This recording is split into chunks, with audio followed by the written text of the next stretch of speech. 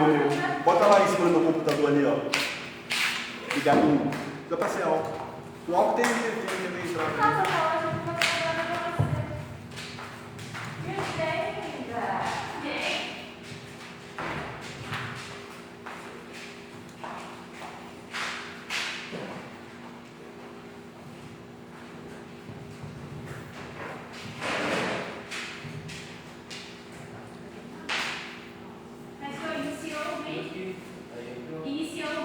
Sim, já iniciei.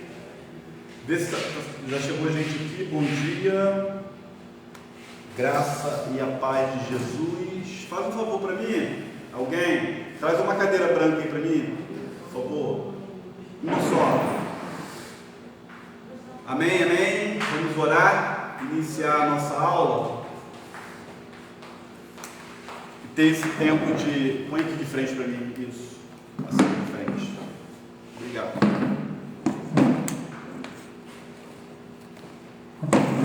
Obrigado. Ter esse tempo de oração aí inicial, né? Para a gente poder estar estudando a palavra de Deus no nosso curso. Louvado, adorado seja o Senhor por essa manhã. Muitos estão em casa hoje, né, Lúcio? Está pegado? Cadê Miranda? O meu melhor aluno está aqui, ó. Veio hoje, meu melhor aluno. Enfim. Amém. Vamos orar. Vamos ter esse tempinho de oração para a gente se posicionar diante de Deus. Estou sentado hoje que eu não estou legal não das costas aqui. Deu um mau jeitozinho. Coisa de velho, né? Acontece. Vamos orar então. Pai, obrigado por esta manhã. Obrigado pela forma e cuidado, carinho e bênção que o Senhor tem acolhido, guardado, ó Pai, o nosso ser, a nossa vida. Nós somos gratos ao Senhor por tantas bênçãos do Senhor sobre nós. A gente rende louvores, adorações, ó Pai, reverência ao nome do Senhor. E coloca esse dia diante do Senhor, coloca o nosso coração, as nossas palavras, os nossos pensamentos, as nossas atitudes, esse tempo de estudo, o nosso culto de logo mais, a nossa tarde. Essa atitude é de consagração da nossa vida, que necessita muito, mas muito da intervenção, do cuidado do Senhor. Seja conosco, Pai.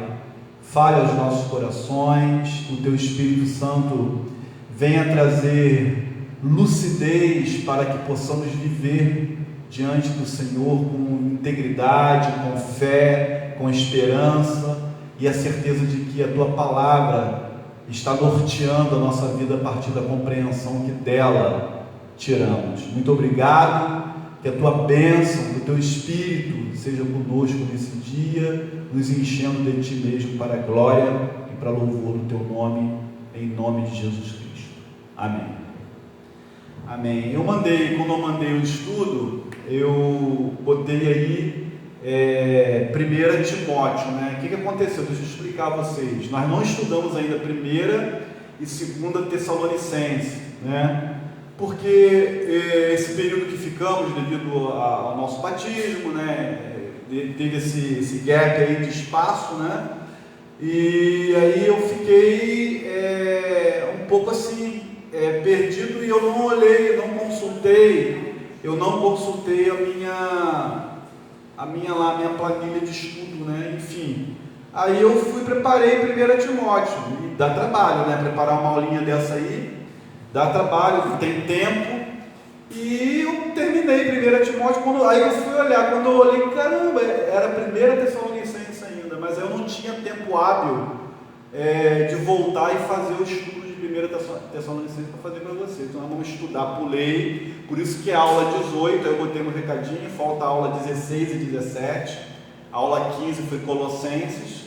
Então, aí na semana que vem nós não vamos para 2 Timóteo, nós vamos, evidentemente, para a primeira, depois 2 Tessalonicenses, aí depois o salto para 2 Timóteo.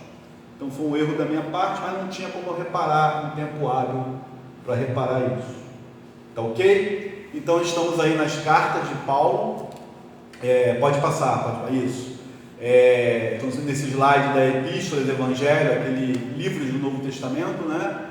Então nós estamos aí, lá em 1 Timóteo, mas vou voltar como eu falei. 1 Timóteo, deixa eu falar um pouquinho sobre isso. Timóteo é um pastor muito jovem. Preste atenção nessa introdução, porque tem um desafio de interpretação bíblica para a gente fazer em 1 Timóteo, um trecho muito interessante e que hoje, diante do feminismo, diante dessa palavra empoderamento feminino, eu vi absurdos na internet, vi absurdos no YouTube, colocado em cima de um versículo que a gente vai ler daqui a pouco ele, e as pessoas não sabem o que eu estou falando, as pessoas não conseguem nem sequer criticar a Bíblia, tá? Por que não conseguem? Porque não conhecem a Bíblia, a verdade é essa. E a gente vai trabalhar esse versículo, é uma questão hermenêutica séria, né? Acabou de chegar meu, entre terceiro, né, e quarto melhor aluno, entendeu? Com a camisa do Mengão, ele chegou aqui, o Lucas Mirandas. O meu segundo melhor aluno pro primeiro, está brigando com o Bigode, está lá online assistindo. Bigode. Então, olha só. É muito interessante prestar atenção que Timóteo era um jovem pastor, jovem em idade, jovem pastor, então bem no início, né? Enfim, e era pastor da igreja de Éfeso. Então Paulo pediu para ele tomar conta dessa igreja, e essa carta, presta bem atenção nisso, é direcionada a Timóteo, esse jovem pastor, como organizar, dirigir, como lidar com algumas questões da igreja. Abro e fecho parênteses, da igreja de Éfeso. Então, ela é pontual. Pastor, ela serve para a gente? Lógico que serve para a gente, mas temos que ter cuidado com alguns literalismos na interpretação, interpretar literal as coisas, e a gente vai estudar 1 Timóteo com essa perspectiva. Uma carta muito amada, muito carinhosa para esse camarada que era filho na fé de Paulo, que era jovem pastor, iniciando um ministério em uma comunidade desafiadora, Éfeso.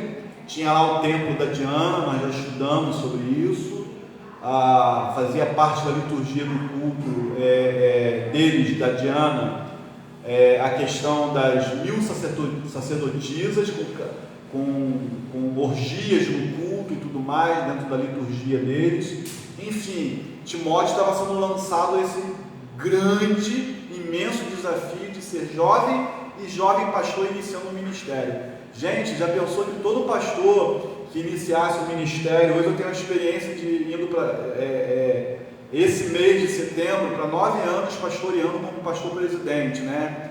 Já pensou que todo pastor iniciante tivesse um pastor preocupado, escrevendo algo, caminhando ao lado desse jovem iniciante pastor, independente da idade? O Timóteo junta as duas características para conduzir uma igreja. Gente, seria muito bênção isso daí. Infelizmente, pouquíssimos fazem isso. Eu não tive esse apoio, né? Enfim, mas Deus esteve me apoiando. Eu recorri a apoios, né? Tive que buscar apoios em algumas decisões, e até hoje também, por que não? A gente conversar com pessoas mais experientes ajuda a gente a caminhar melhor, com mais segurança um pouco, tá? Então nós vamos estudar aí 1 Timóteo. Pode passar no Lu para mim, por favor. Volta, foi demais isso. O que tem, quais são os assuntos de 1 Timóteo? Primeira questão: combate falsos mestres, falsas doutrinas. Aqui em Timóteo, muito claramente a gente vai ver a questão das viúvas. Por quê, pastor? Você vai ver. Orienta na condução do culto público, tem essa orientação. Estabelece critérios de eleições de oficiais na igreja. Qual, pastor? De pastores e diáconos, né? Pastor, presbíteros, bispo, isso é o mesmo significado do grego, tá? Essas três palavras, pastores, presbítero e bispo, é pastoreio, é ministério de liderança com a igreja. Orienta o relacionamento pastoral com as ovelhas, ensina a assistência social às viúvas e questões doutrinárias às viúvas, você vai entender o contexto, corrige os que fazem a obra de Deus visando lucro. Tudo isso está aqui contido nessa carta de Paulo ao jovem pastor Timóteo. É verdade que Paulo escreve uma carta a Éfeso, que é aos Efésios, que nós já estudamos, que é a igreja que Timóteo é pastor, mas ele escreve essa carta ao pastor de Éfeso, que é Timóteo, tá? Então é isso aí. O propósito dessa carta, o alvo dela, pode passar, diz assim, 1 Timóteo 1,3, né, que a gente vai ler daqui a pouco. Ele escreve para encorajar e supervisionar, vamos dizer assim, o trabalho dele em Éfeso, né, e as outras igrejas da província também, porque, como eu já falei nas outras aulas, essas cartas pegou a cultura de ser lido nas igrejas, né, acabou servindo também em alguns contextos, né, cuidado com o literalismo, evidente, mas alguns contextos cabiam em outras igrejas.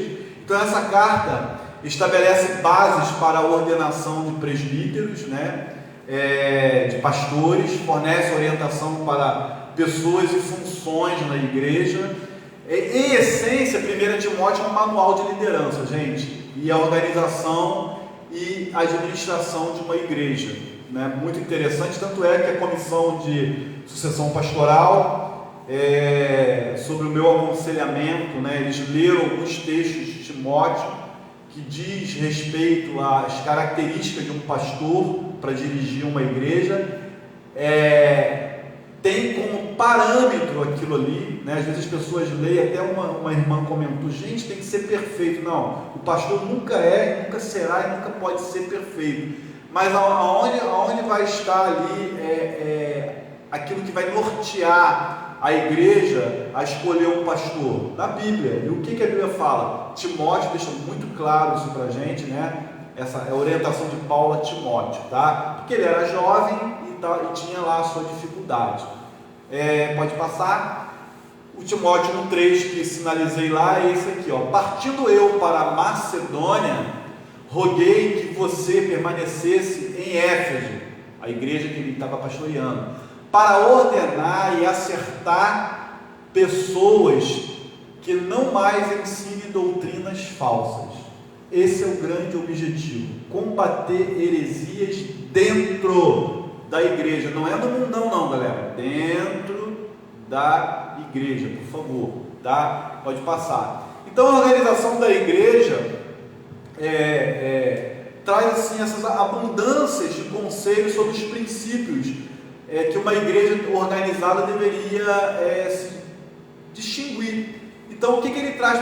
Quais os fatos que Paulo traz aí nessa carta? A igreja local. Primeira coisa que eu quero falar, como casa de Deus. Ah, pastor, nós não somos templo do Espírito Santo. Sim, a casa de Deus somos nós. Mas quando nós nos reunimos em um determinado local, esse local se torna casa de Deus. E aqui hoje, no nosso contexto, IBVO e tantas outras por aí, aqui também é casa de Deus, porque você e eu estamos aqui dentro, e Ele habita em nós. Então, é o lugar central de muita importância na vida do crente. Paulo trata disso no capítulo 3, verso 15, do qual irradiam as responsabilidades, habilidades, que vem da onde, gente? Dos dons espirituais, dos dons que Deus dá a gente, tá? Então o pastor tem um importante papel nessa igreja local, e Paulo trata da pesada responsabilidade da escolha dos anciãos, que também são considerados líderes da igreja, pelas reuniões e tudo mais. Paulo distingue essas duas questões aí para a gente muito fortemente. E aí, 1 Timóteo, eu botei a chavezinha aí porque muitos consideram como versículo chave de 1 Timóteo, mas Se eu demorar, esta carta vai lhe dizer como devemos agir, preste atenção, na família de Deus. Quem é a família de Deus? Que é a igreja do Deus vivo. Mas o que? Essa igreja é o que? A qual é coluna e alicerce da verdade.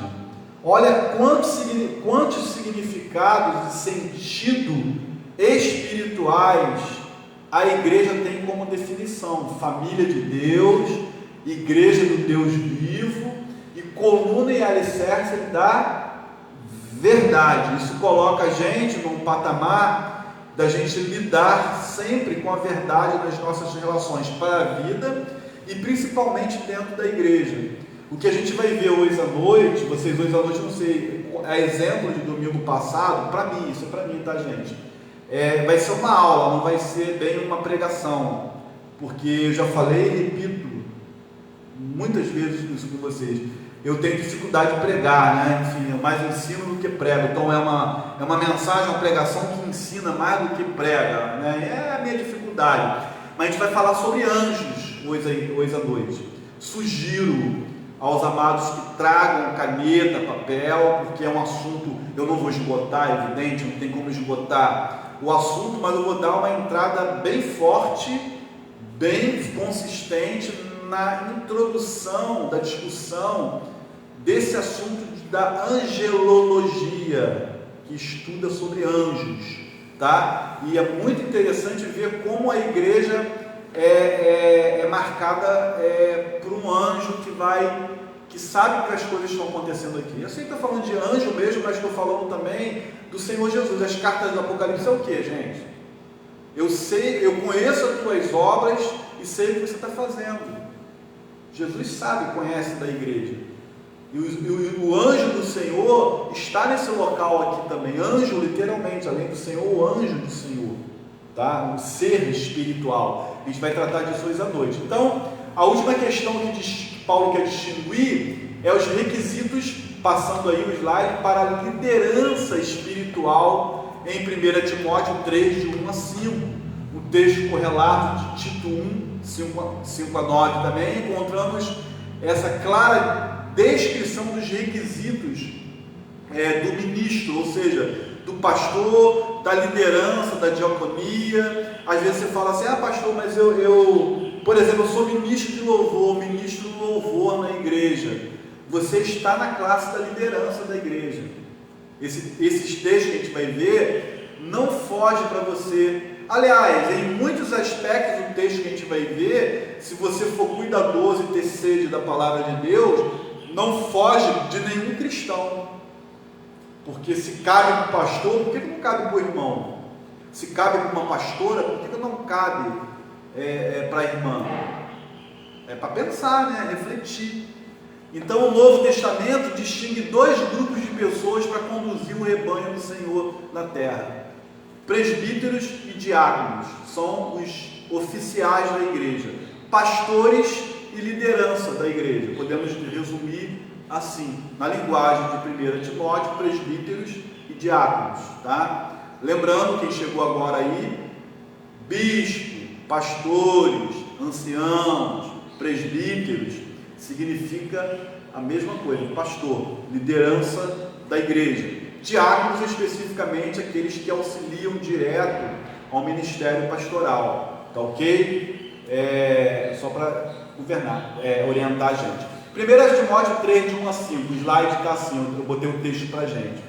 Esta afirmação é digna de confiança. Se alguém deseja ser bispo, em algumas versões, se alguém deseja o episcopado, ou seja, o ministério pastoral, mesmo sentido, deseja uma nobre função, é necessário, pois, que o bispo seja irrepreensível, marido de uma só mulher, sóbrio, prudente, respeitável, hospitaleiro, apto para ensinar, não deve ser apegado ao vinho, nem violento, mas sim amável, pacífico e não apegado ao dinheiro.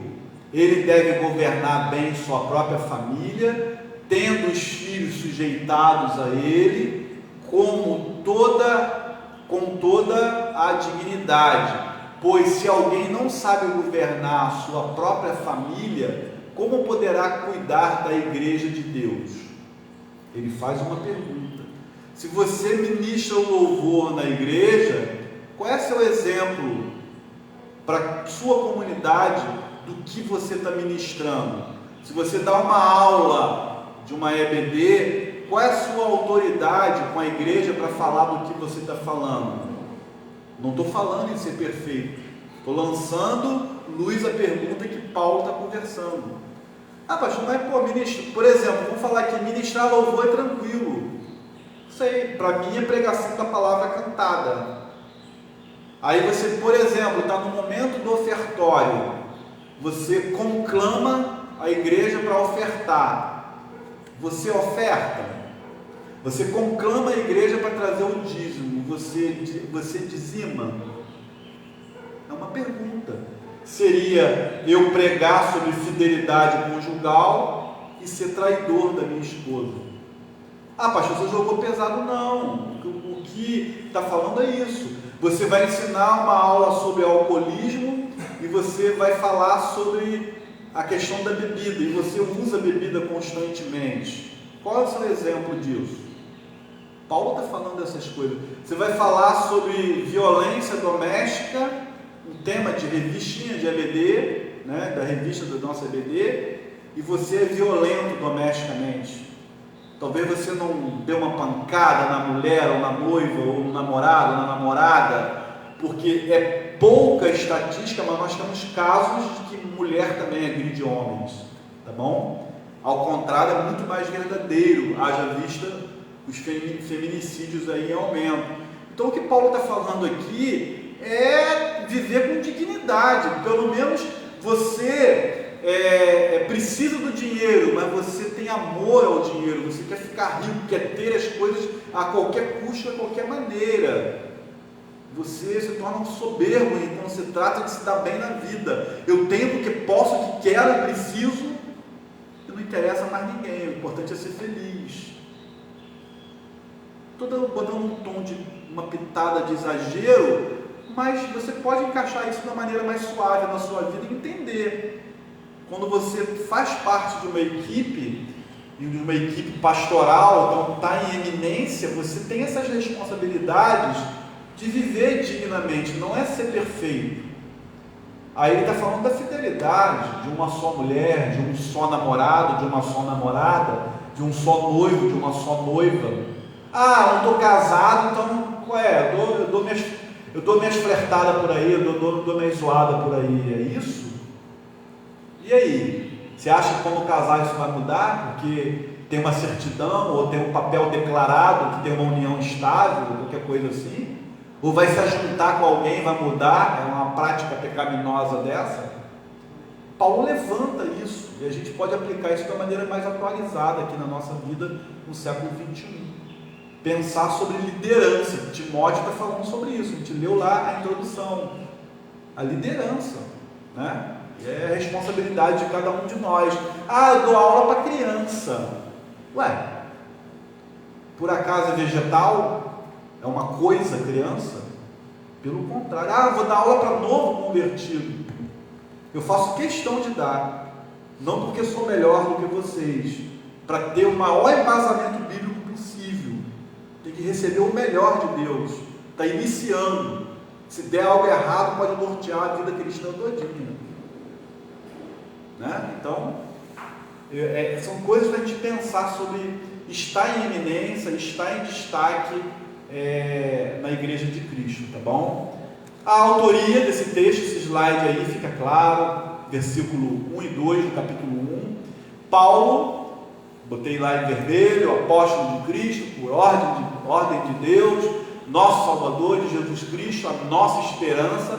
Ele escreve a Timóteo, aí ó, que eu falei no início, meu verdadeiro filho na fé. Ele ganhou Timóteo para Jesus. Graça e misericórdia e paz da parte de Deus Pai e de Jesus Cristo, o nosso Senhor. Um Tem umas discussõezinhas em alguns teólogos muito fracos na autoria, mas realmente a tradição, a história da igreja define realmente a própria Bíblia, Paulo como autor de 1ª e de 2ª Timóteo também, tá bom? Pode passar, por favor. A data, né? A gente unânime praticamente com todos, 62 a 66 depois de Cristo. Local, a gente já leu no versículo 3, passando pela Macedônia, né? Ligando o Google Maps, ele estava na Macedônia escrevendo essa carta. O alvo para pastor Timóteo, orientações, como tudo a gente já viu aqui na introdução aí, fica claro isso para a gente aí. Pode passar, Luane. E aí, o caráter de Deus nessa carta, né? Ele apresenta, a gente vai ver esses textos aí, um Deus imortal, invisível, longânimo, misericordioso, o Deus que cumpre promessas, o Deus que é único e o Deus sábio. Então, nesse capítulo 1, na introdução, ele já larga no peito muitas questões a respeito dos atributos e caráter do nosso Deus. Vamos lê-los assim? Vamos lá. 1 Timóteo 1,16. Mas foi por isso que eu, o pior dos pecadores, recebi misericórdia, para que assim Cristo Jesus... Ih, rapaz, ficou longe para mim, que eu estou sentado. Deixa eu ficar de pé só um minutinho. Agora melhorou, só um passinho à frente. Para que assim Cristo Jesus mostrasse quanto é paciente. Desse modo, sirvo de exemplo a todos que vierem a crer para a vida eterna. Timóteo 1,13.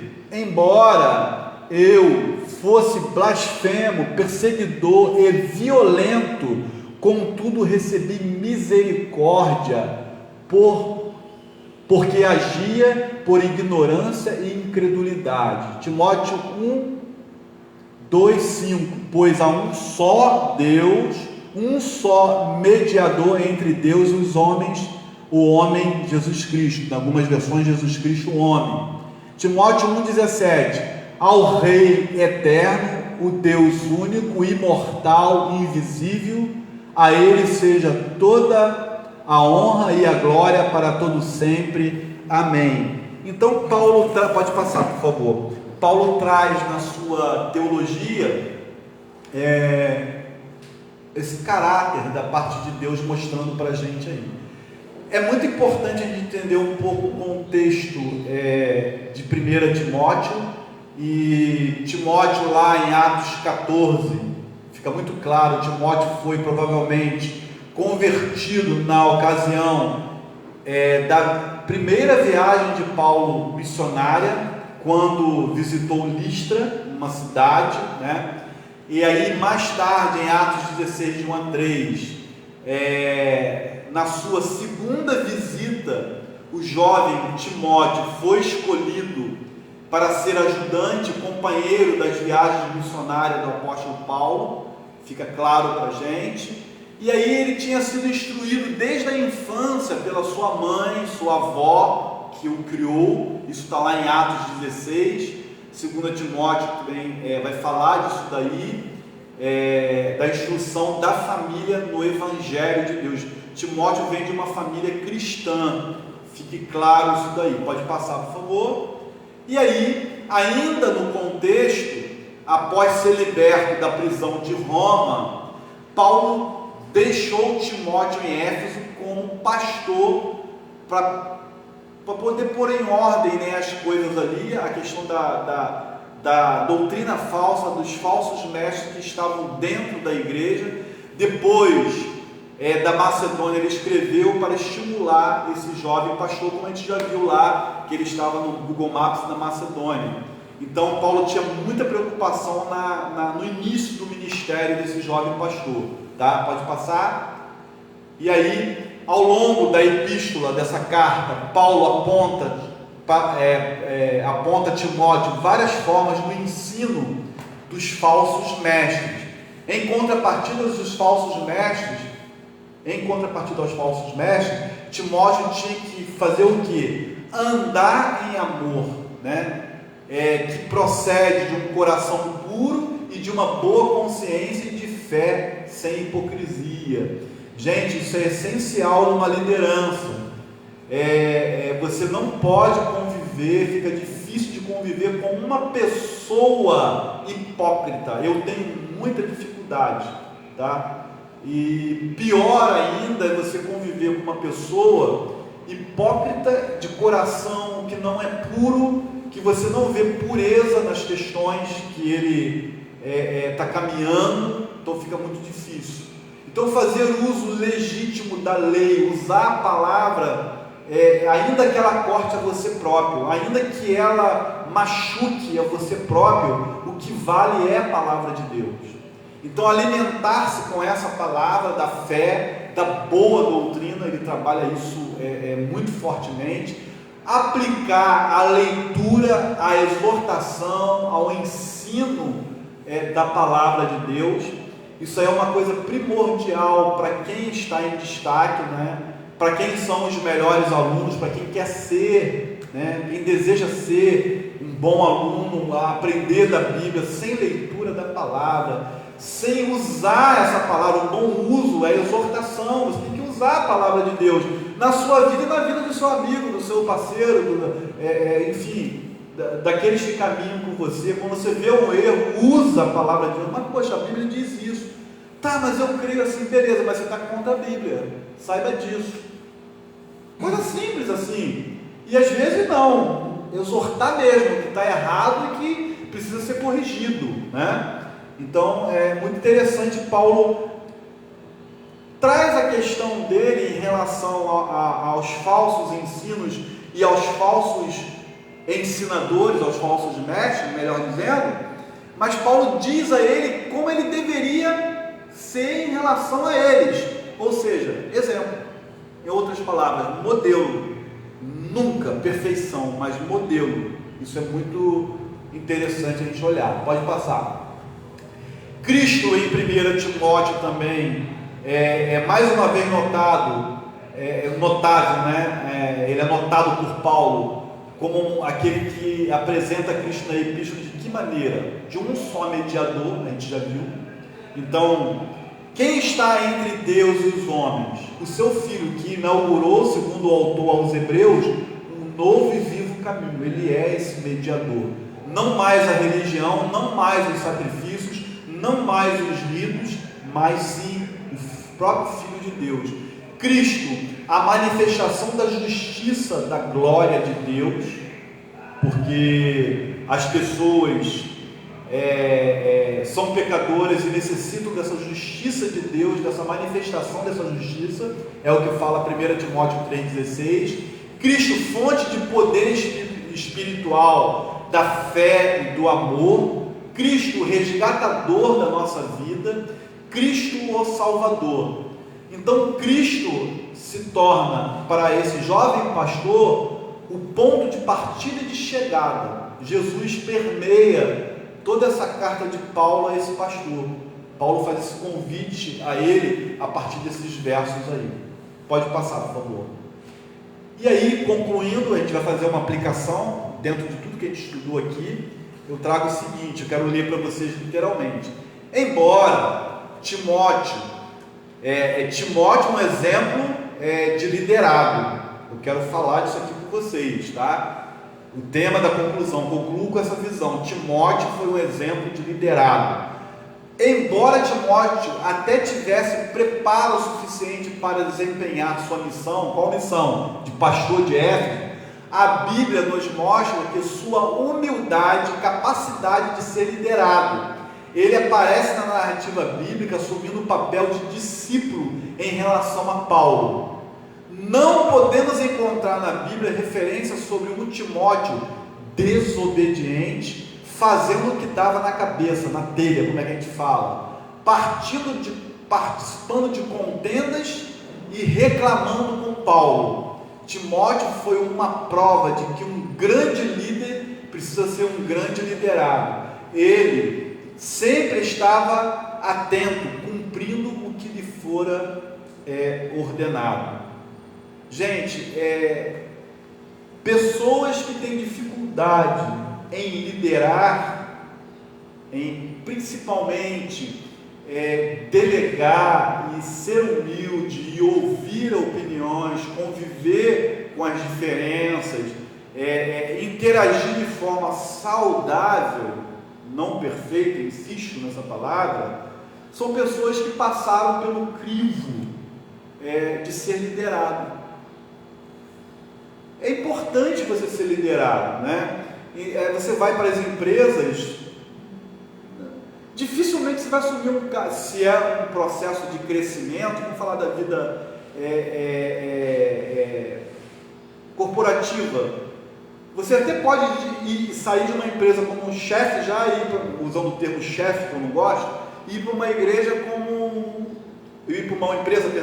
como chefe lá, tudo bem, você já passou pelo processo. Mas geralmente você cresce, você desenvolve, você ganha promoções, você até chegar a uma liderança, até chegar a uma executiva de uma empresa, chegar a uma gerência, a uma diretoria, paulatinamente a coisa vai crescendo. Dificilmente você vai sair da faculdade, dificilmente, estou falando que isso é impossível, não, mas pela minha experiência de 37 anos e meio trabalhando em corporações, agora aposentado, galgando, subindo que você vai chegando lá. Aí você pode ganhar um convite de uma outra empresa ou acessar uma outra empresa para ir já como liderança, mas já porque passou por essa experiência. Então é muito importante, um bom líder, ele tem que ter sido um bom liderado. Quando ele delegar alguma coisa para a obediência, ele tem que olhar para a vida dele. Por isso que não funciona muito a questão da dinastia. Meu pai era dono da empresa, para ser dono da empresa. Pode até ser uma boa liderança, mas ele tem que sentir o gostinho de vir. Ele tem que saber as etapas, as conquistas, né? Ele tem que saber o que é estar lá embaixo. Não é delegar uma ordem em cima de uma mesa de escritório, sem saber o que é chão de fábrica.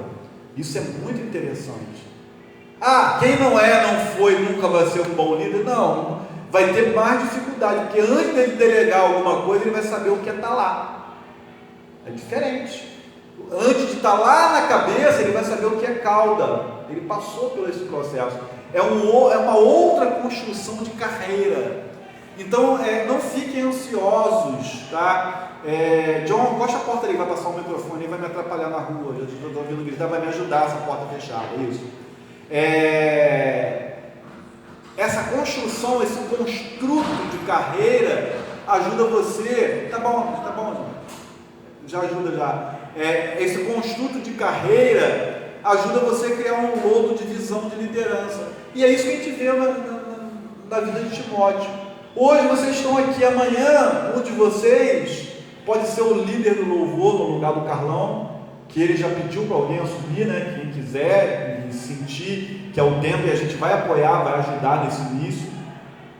Amanhã vocês podem sentir necessidade de dar uma aula e ser chamado para dar uma aula e começar como eu fui ajudante do professor de LBD, não tenho vergonha de falar isso. Eu dava opinião, meu professor muito sabiamente mandava eu abrir a aula e ele dava aula. Depois, com o tempo, meu professor lá na PIB São Gonçalo mandava eu fazer a conclusão. Kleber, faz a conclusão para a gente. Olha como é que eu comecei.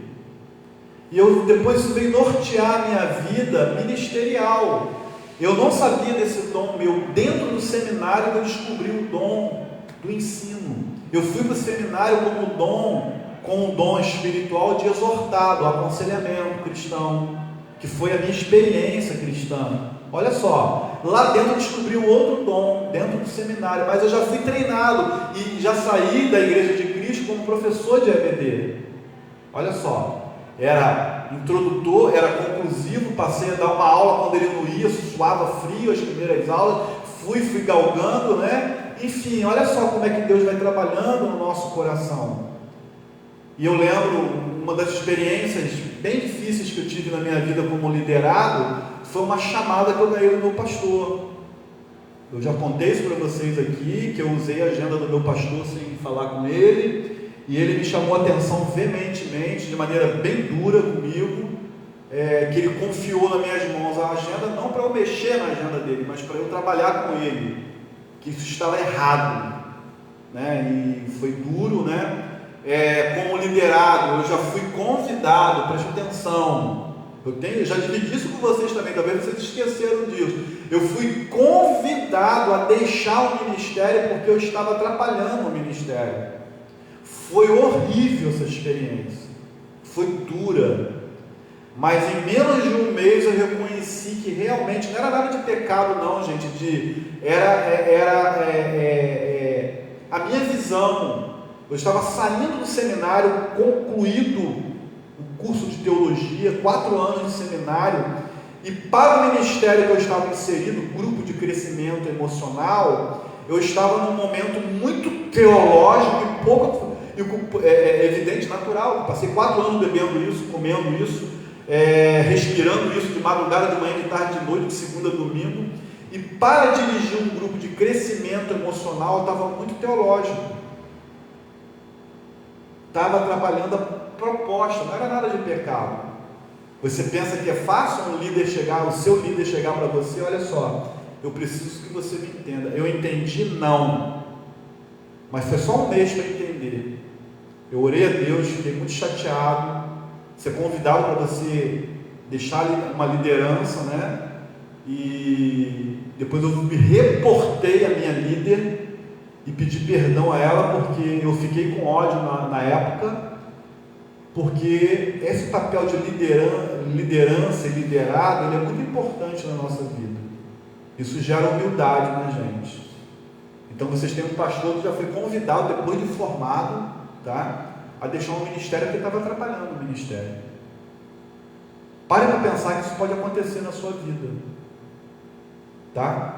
É um processo natural. Aí de quem ama a obra de Deus e que tem comunhão com Deus, por mais difícil que seja, vai entender. Isso é importante. Então a gente vê isso. Acabou, né? O slide foi a última coisa que eu coloquei. Aí eu quero fazer uma aplicação. Eu queria muito que algumas pessoas estivessem aqui hoje, mas para debate, né? Nada demais não. Eu quero que vocês abram a Bíblia de vocês, por favor, em 1 Timóteo 2, a partir do verso 8, eu quero ler esse trecho até o 15.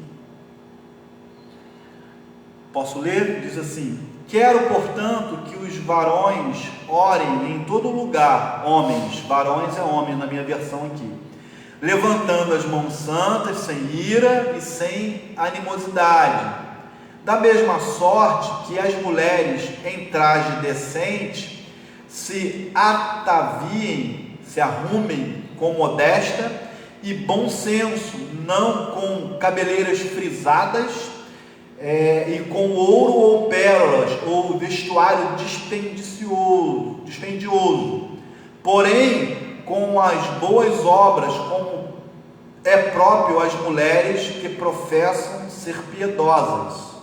A mulher aprenda em silêncio com toda submissão, e não permito que a mulher ensine, nem exerça autoridade de homem, esteja, porém, em silêncio, porque primeiro foi formado Adão e depois Eva, e Adão não foi iludido, mas a mulher, sendo enganada, caiu em transgressão. Todavia, será preservada através da sua missão de mãe, e ela, se ela permanecer em fé, em amor e santificação com bom senso.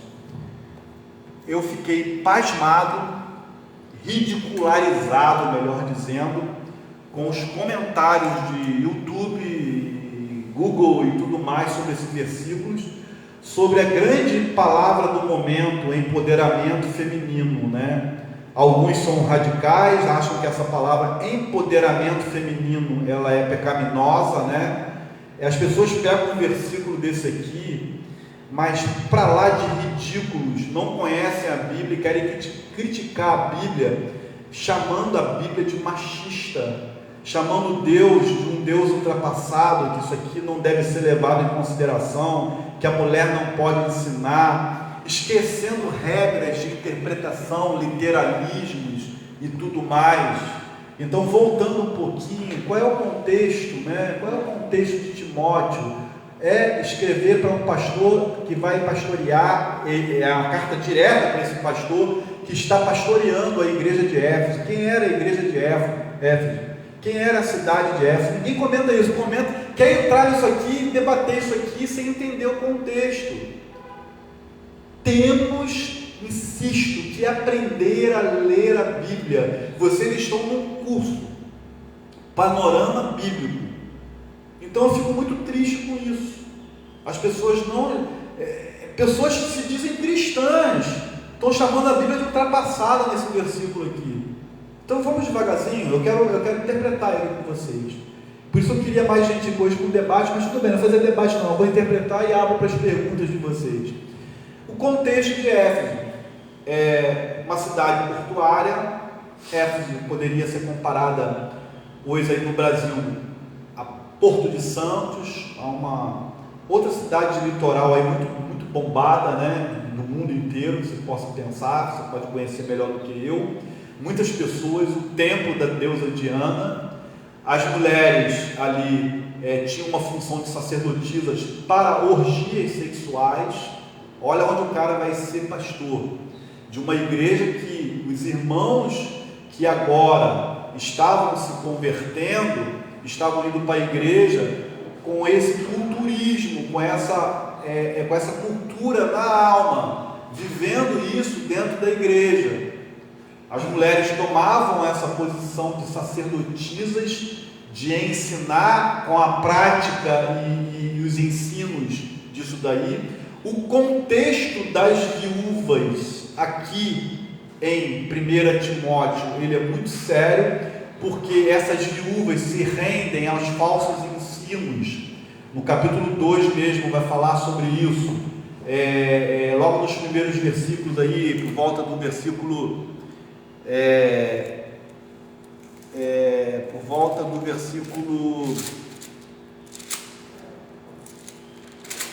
das viúvas, que eu quero dizer,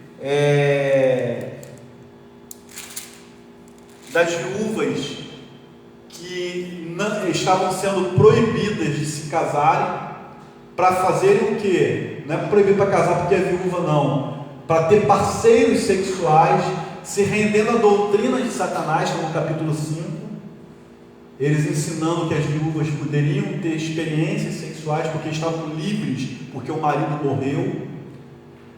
Timóteo estava vivenciando toda essa experiência. Tá, mas isso não é o suficiente. Paulo jogou duro num contexto de Timóteo. Então eu quero começar pelo menos há mais de 1000 anos antes de Paulo e Timóteo aqui nesse contexto. Eu quero que vocês venham comigo em Reis. Vamos começar devagarzinho.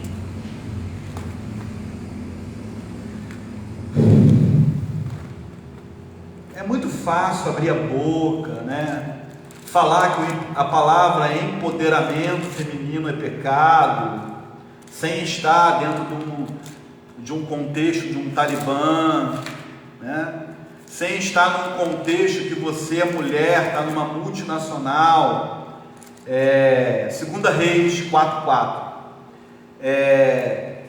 E você tem a mesma função, faz tudo igual que um homem faz.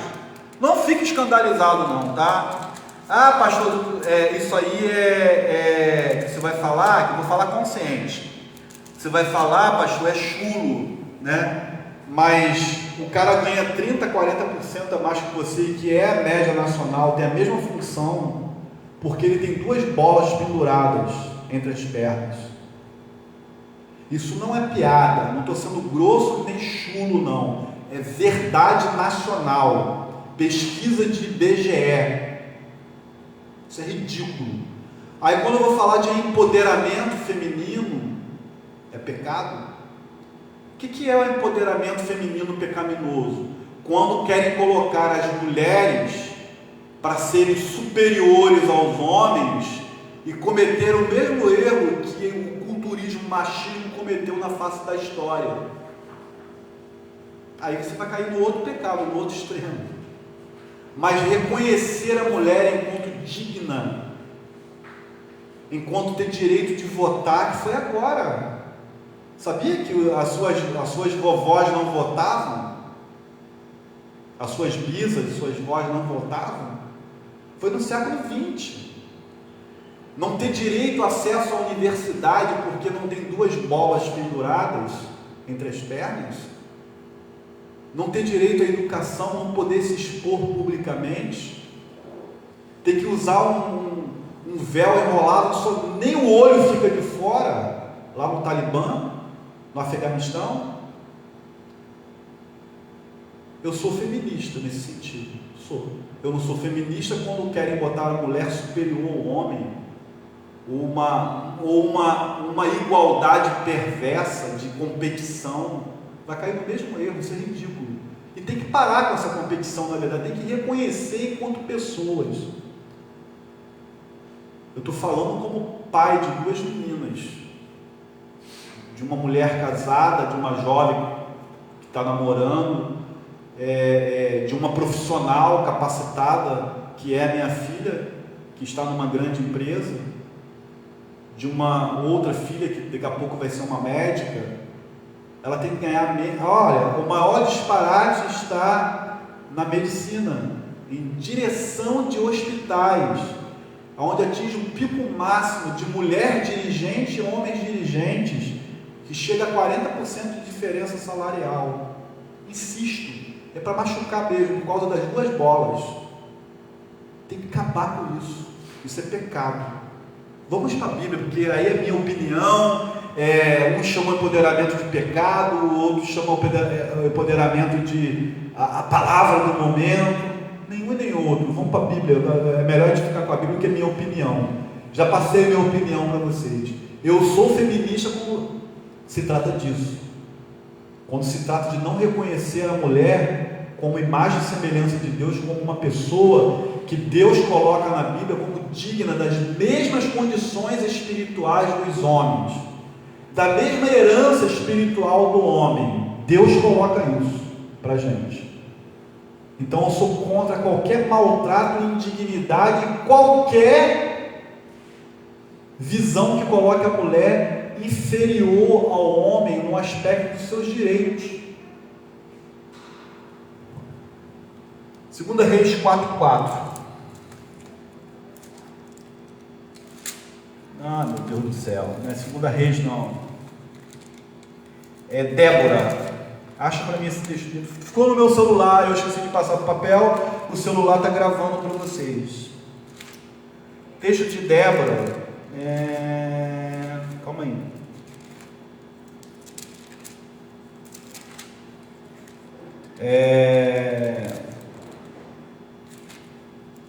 Meu Deus do céu, em que mico aí? Eu esqueci de passar para aqui. Juízes 4:4, obrigado. Juízes 4:4, perdão, desculpa, tá, gente? É porque ficou no celular e eu dei mole de. A gente erra também, né? De passar aqui, alguns estão na minha cabeça, né? Que eu estou estudando isso essa semana. Diz assim, Juízes 4:4. Débora, preste atenção, além de mulher, né? Débora, mulher, concorda? Profetiza, beleza? Esposa de Lapidote, julgava a Israel naquele tempo. Profetiza, mulher, esposa e juíza. Ela atendia debaixo da palmeira de Débora, que ficou reconhecida, né? Entre Ramá e Betel, na região montanhosa da tribo de Efraim.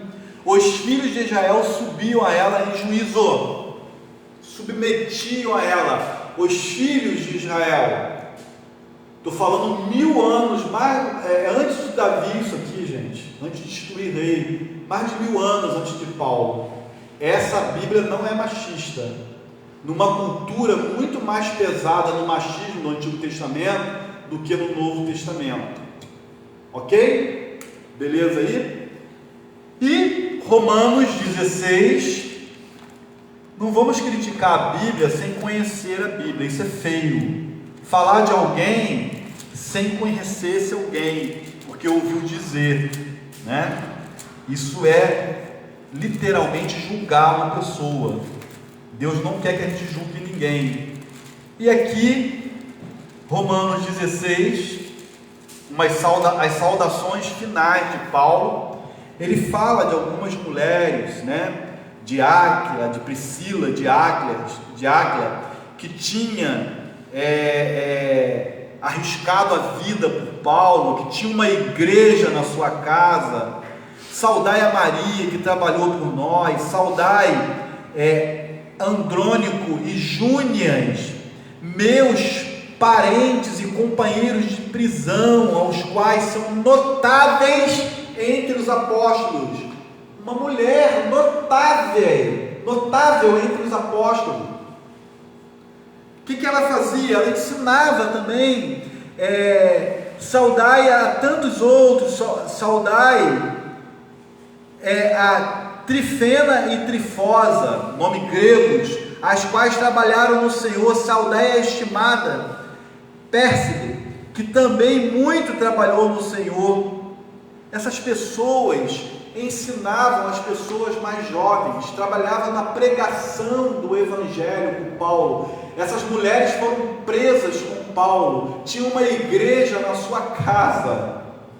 Pelo amor de Deus, o contexto de 1 Timóteo foi escrito com um objetivo. Estava havendo um alvoroço dentro dessa igreja por questões de algumas mulheres, como por exemplo o cabelo comprido está ligado à igreja de Corinto somente, para uma mulher não cortar o cabelo por causa das sacerdotisas que raspavam a cabeça ou tinham um cabelo muito curtinho, para não ser confundido numa questão pontual, cultural daquela igreja. Então, antes de a gente falar que a Bíblia é machista, antes de a gente falar que a Bíblia é ultrapassada, nós temos que conhecer a Bíblia. Atos 21, esse texto é ridículo para acabar com essa discussão. Atos 21, na casa de Filipe, um evangelista. Atos 21, versículo 8 e 9, vamos ler o 7. Paulo em Cesareia, quanto a nós, incluindo a viagem de Tiro, chegamos a Ptolomaida, onde saudamos os irmãos, passando um dia com eles. No dia seguinte, passamos para Cesareia de Filipe, né? E entrando na casa de Filipe, o evangelista, que era 127, ficamos com ele. Olha só, tinha este 4 filhas donzelas que profetizavam. As 4 filhas de Filipe profetizaram em silêncio. Tem como profetizar em silêncio? Partindo do princípio que para as denominações históricas, profetizar é pregação, é ensino da palavra, não para as neopentecostais é meio adivinhação, mas tem que falar em público. Mas para nós é o ensino da palavra, é a pregação da palavra de Deus, isso é profetizar. Como que a mulher, o sexo feminino, o gênero feminino é colocado na Bíblia? Não é com esse desdém que esses ridículos não conhecem a palavra de Deus, pegam um versículo isolado e quer usar o literalismo, olhar e falar que isso é ultrapassado. Eu vi isso com um professor universitário fazendo isso, e tinha crentes na turma, todo mundo quieto, por não conhecer e não saber ler a Bíblia dentro do seu contexto sociocultural. Isso é feio, isso é baratear o preço das Escrituras, que foi paga com sangue de Jesus. Então eu vou repetir aqui, está sendo gravado, faço questão que fique gravado mesmo, vai ser publicado. Eu sou feminista nesse sentido, que a mulher é digna, tanto quanto o homem, das bênçãos de Deus, que a mulher, ela é obreira de Deus, assim como o homem é obreiro de Deus. Eu sou feminista para isso, eu sou a favor do ministério pastoral feminino, desde que se tenha o chamado de Deus, o dom de Deus para isso, a convocação de Deus para isso. Eu sou a favor de que as mulheres ganhem igual aos homens, que tenham as mesmas funções e que ganhem igual aos homens, que não tenha esse disparate de quase, chega a 40% de salário desiguais por falta de 2 bolas entre as pernas. Não estou sendo ignorante nem chulo, é isso mesmo que a nossa nação e o mundo afora está fazendo. Nós ainda estamos acima do mundo afora no disparate salarial da mulher.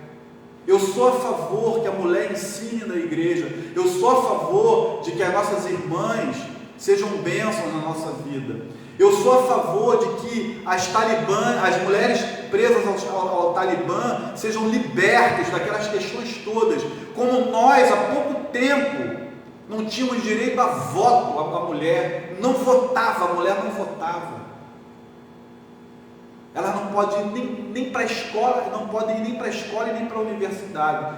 Quanto a isso, eu sou feminista roxo.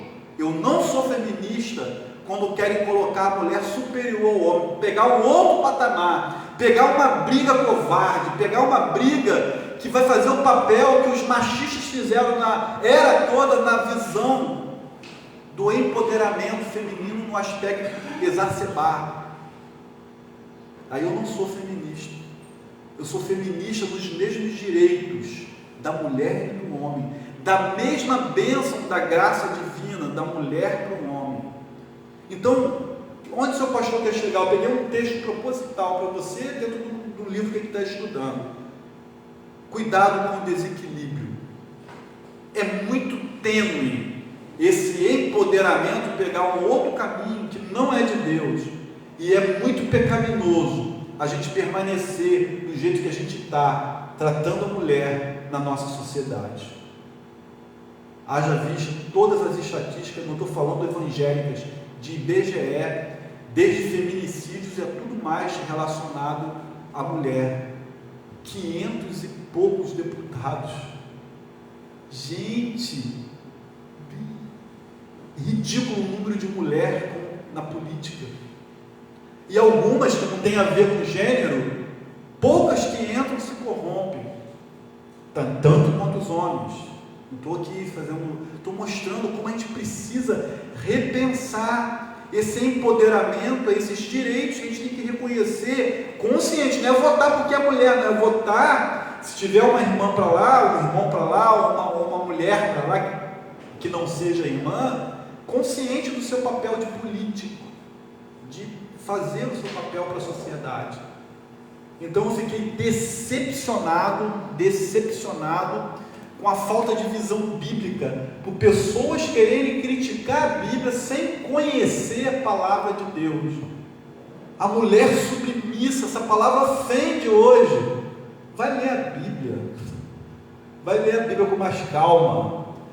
Nós temos que ser submissos às mulheres também. Pastor, vai lá em Efésios que você vai ver, submissos uns aos outros.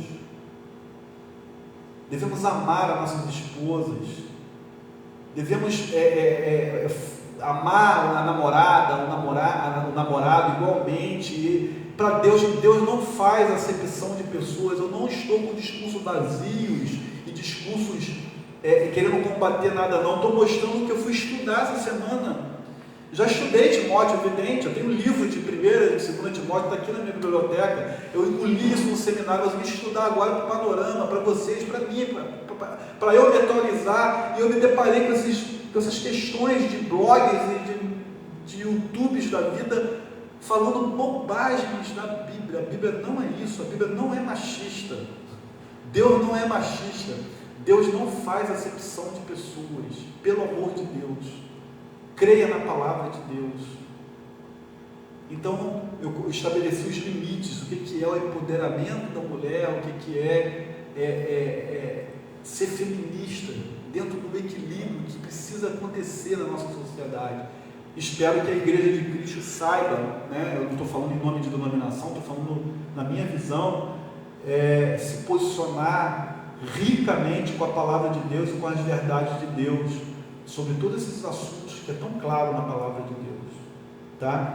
Termina aqui a nossa aula de 1 Timóteo, lembrando que eu pulei 1 e 2 Tessalonicenses, vou voltar a partir da semana que vem, e depois a gente, quando chegar em Timóteo, já vou para 2 Timóteo direto, tá ok? Alguém quer perguntar ou colocar alguma coisa aqui presente? Você pode digitar aí que eu leio aqui, se for o caso. Alguém quer perguntar ou colocar alguma coisa? Por isso que eu insisto, as pessoas que trabalham comigo, ou seja, que estão no ministério comigo de alguma forma, tocando, ensinando, participar, porque numa aula dessa você pega a visão do seu pastor. Amanhã acontece uma coisa na igreja, eu dou uma palavra mal colocada ou não completa, eu mandei gravar, eu falei que estava gravando e fazia questão que ficasse gravado. Saber o meu posicionamento como seu líder diante disso daí. Você é obrigado a fechar comigo? Não, mas você tem que andar comigo, já sabe que está no ministério que pensa assim. Amanhã tem outro assunto, qualquer polêmico, como já tivemos vários aqui, já fizemos debates e tudo mais. Você tem que conhecer o seu pastor, onde você está inserido, o que ele pensa, para você não destoar no aspecto de ensinar e pegar veredas que vai comprometer o ministério local. Nós estudamos aqui hoje, estamos numa igreja local. A igreja tem uma percepção bíblica daquilo que eu, como líder e responsável por essa igreja, que Deus me colocou, assim como colocou Timóteo em Éfeso, para ter.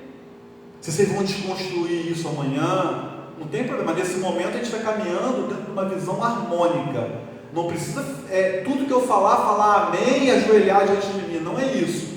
Mas você tem que conhecer seu pastor, o seu líder principal aqui, humano, da igreja, se ele está agindo de acordo com a palavra. Se estiver fora da palavra, repreenda ele em amor, e com respeito e com honra, porque ele ministra a vida de vocês.